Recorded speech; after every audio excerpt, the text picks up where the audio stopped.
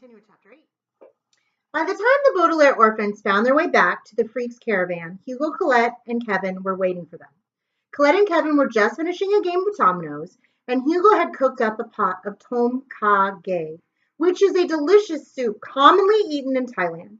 But as the Baudelaires sat at the table to eat their supper, they were not in the mood to digest the mixture of chicken, vegetables, fancy mushrooms, fresh ginger, coconut milk, and water chestnuts that the hunchback had prepared.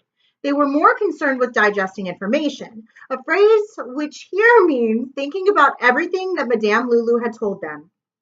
Violet took a spoonful of hot broth, but she was thinking so hard about Lulu's archival library that she scarcely noticed the unusual sweet taste. Klaus chewed on a water chestnut, but he was wondering so much about the headquarters in the Mortemain Mountains that he didn't appreciate its appealing, crunchy texture. And Sunny tipped the bowl forward to take a large sip, but she was so curious about the disguise kit that she wasn't aware that her beard was getting soaked. Each of the three children finished their soup to the last drop, but they were so eager to hear more from Lulu about the mystery of VFD that they felt hungrier than when they sat down.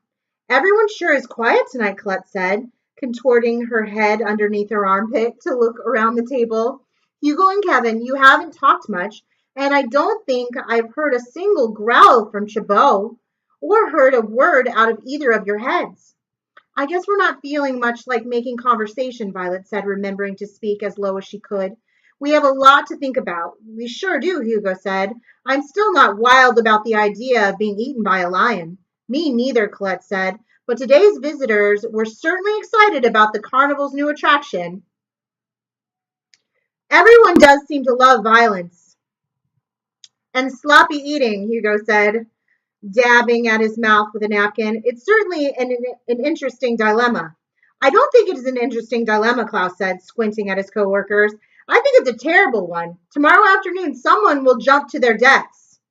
He did not add that the Baudelaire's planned to be far away from the Calgary Carnival by then, heading out to the Mortemain Mountains in the invention Violet planned to construct early the next morning.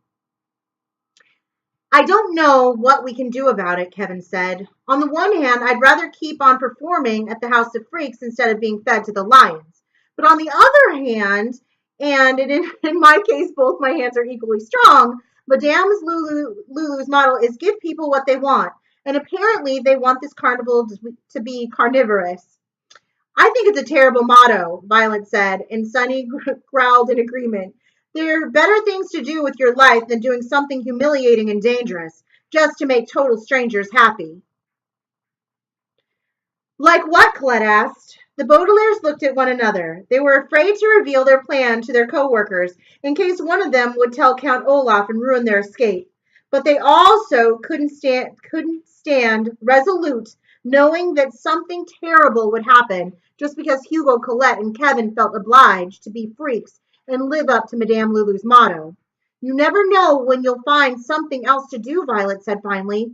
It could happen at any moment. Do you think so? Hugo asked hopefully. Yes, Klaus said. You never know when opportunity will knock. Kevin looked up from his soup. From his soup. From his soup. And gazed at the Baudelaires with a look of hope in his eye. Which hand will it knock with first? Opportunity can knock with any hand, Kevin, Klaus said, and at that moment there was a knock at the door. Open up, freaks! The impatient voice coming from outside the caravan made the children jump. As I'm sure you know, when Klaus used the expression opportunity will knock, he meant that his co-worker might find something better to do with their time, instead of leaping into a pit of hungry lions just to give some people what they wanted. He did not mean that the girlfriend of the notorious villain would actually knock on the door and give them an idea that was possibly even worse. But I am sorry to say that it was Esme Squalor who was knocking, her long fingernails clattering against the door. Open up, I want to talk to you. Just one moment, Miss Squalor, Hugo called and walked over to the door. Let's all be in our best behavior, he said to his coworkers. It's not often that a normal person wants to talk to us, and I think we should make the most of this opportunity. We'll be good, Colette promised. I won't bend into a single strange position. And I'll use only my right hand, Kevin said. Or maybe only my left hand. Good idea, Hugo said, and opened the door. Esme Squalor was leaning in the doorway with a wicked smile on her face. I am Esme Gigi Genevieve Squalor, she said, which was often how she announced herself, even when everyone nearby knew who she was. She stepped inside the Freaks caravan, and the Baudelaires could see that she had dressed for the occasion, a phrase which here means put on a specific outfit in an attempt to impress them. She was dressed in a long white gown, so long that it passed her feet and lay around her as if she were standing in a large puddle of milk. Embroidered on the front of the gown in glittery thread were the words, I love freaks. Except instead of the word love, there was an enormous heart, a symbol sometimes used by people who are having trouble figuring out the difference between words and shapes. Sorry, funny. On the one shoulder of the gown, Esme had tied a large brown sack, and on the other head she had, let's try that again. On one of the shoulders of the gown, Esme had tied a large brown sack, and on her head she had an odd hat, an odd round hat, with black thread poking out of the top, and it had a large angry face drawn on the front of it. The children knew that such an outfit must be very in, otherwise Esme would not be wearing it. But they couldn't imagine who in the world would admire such strange clothing. What a lovely outfit, Hugo said. Thank you, Esme said. She poked Colette with one of her long fingernails, and the contortionist stood up so Esme could sit down on her chair. As you can see from the front of my gown, I love freaks. You do, Kevin said. That's very nice of you. Yes, it is, Esme agreed.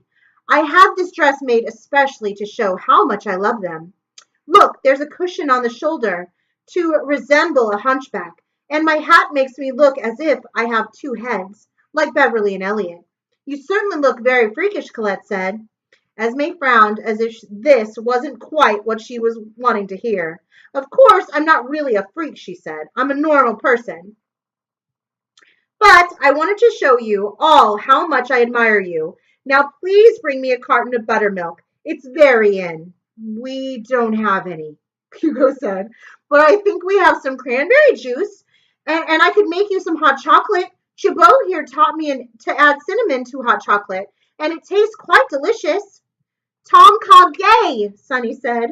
And we also have soup, Hugo said. Esme looked down at Sonny and frowned. No, thank you, she said, although it's very kind of you to offer. In fact, you freaks are so kind that I consider you to be more than employees at a carnival. I happen to be visiting. I consider you to be some of my closest friends. The children knew, of course, that this ridiculous statement was as fake as Esme's second head. But their coworkers were thrilled. Hugo gave Esme a big smile and stood up straight so that you could barely see his hunchback.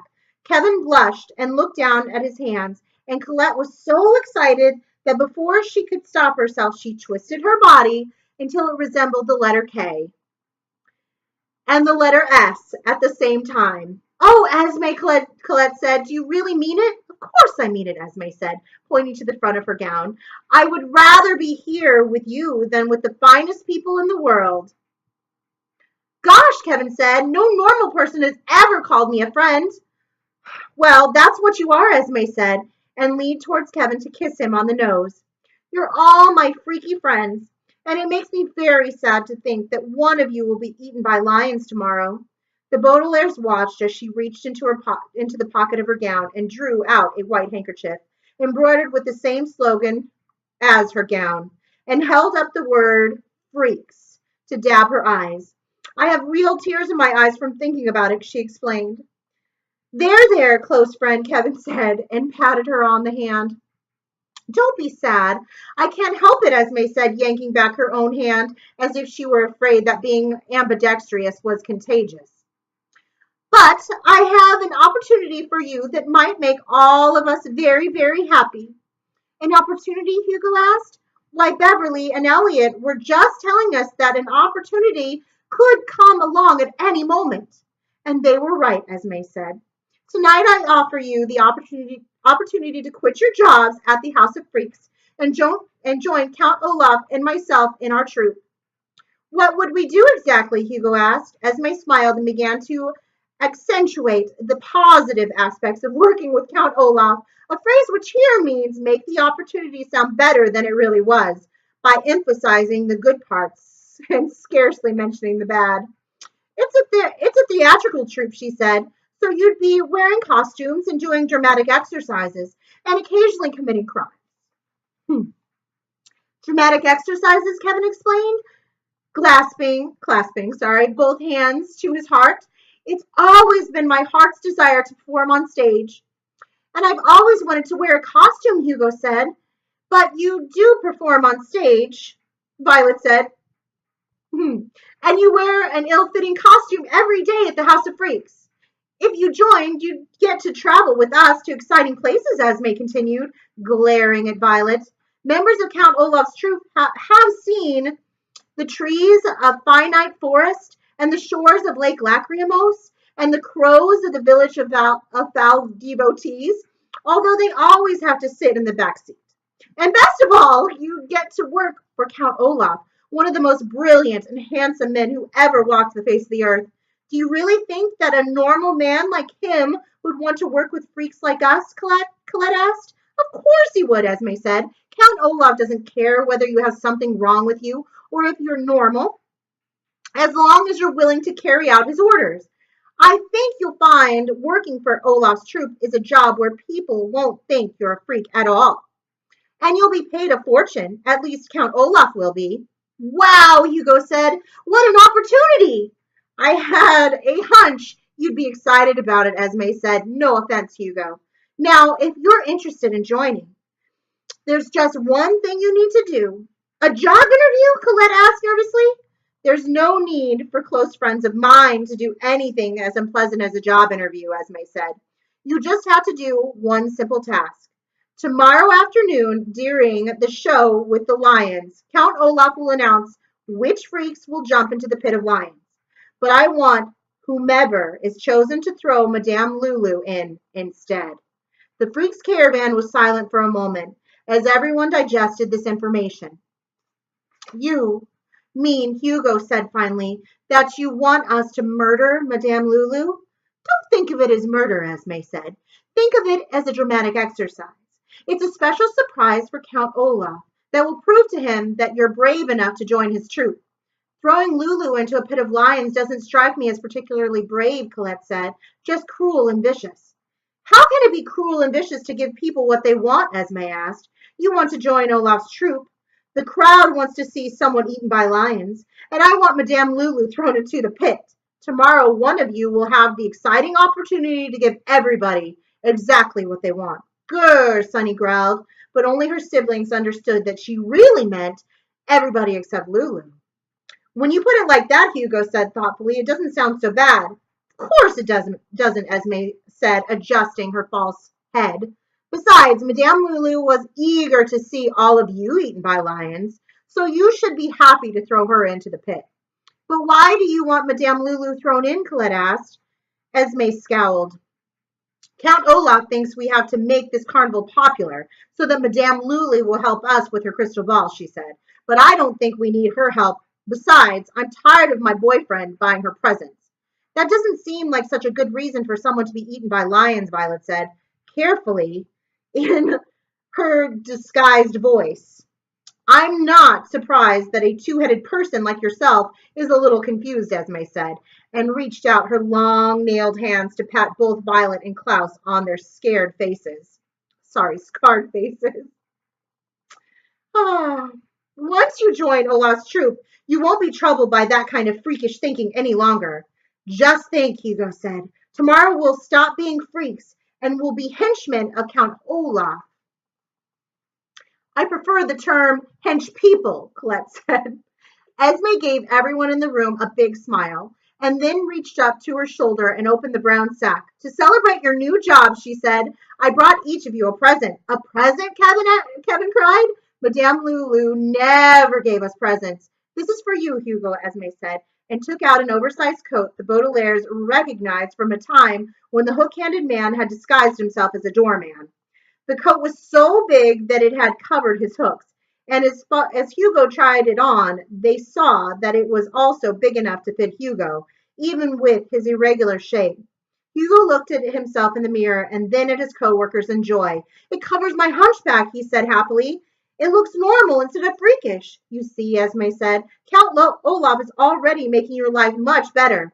And look what I have for you, Colette. The Baudelaires watched as Olaf's girlfriend reached into the sack and pulled out the long black robe that they had seen in the trunk of the automobile. It's so baggy, Esme explained, that you can twist your body any way any which way, and no one will notice that you're a contortionist. It's like a dream come true, Colette said, grabbing it and out of Esme's hands. I'd throw 100 people into the lion's pit to wear something like this.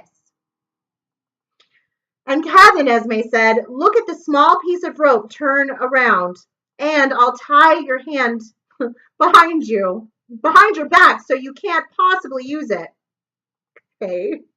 And then I'll be left-handed like normal people. No. Kevin said, jumping out of his chair and standing on his two equally strong feet. That's a joke because my daughter and mom are left-handed.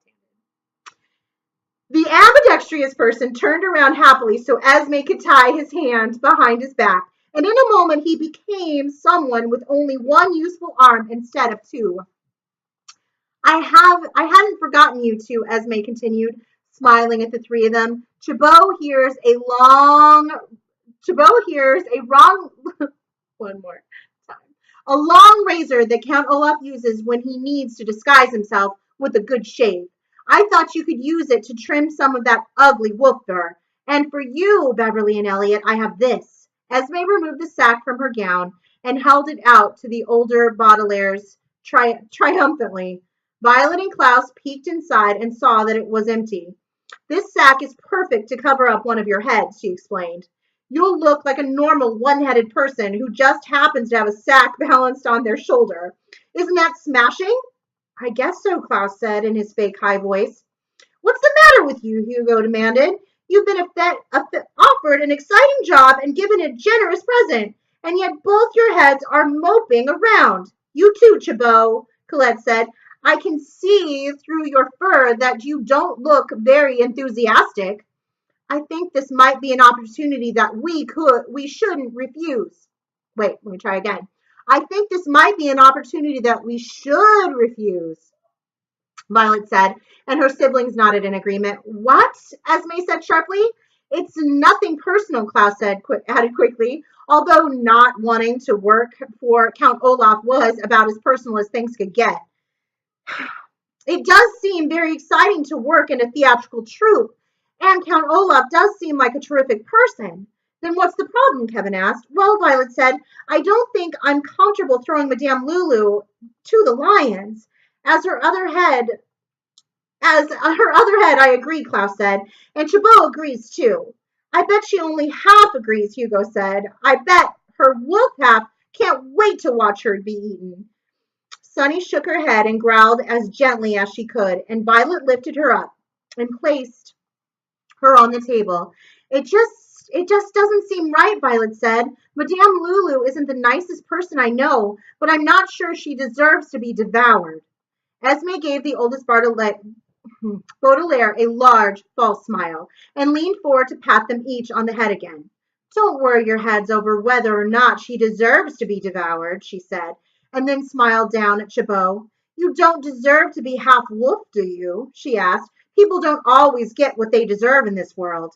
It still seems like a wicked thing to do, Klaus said.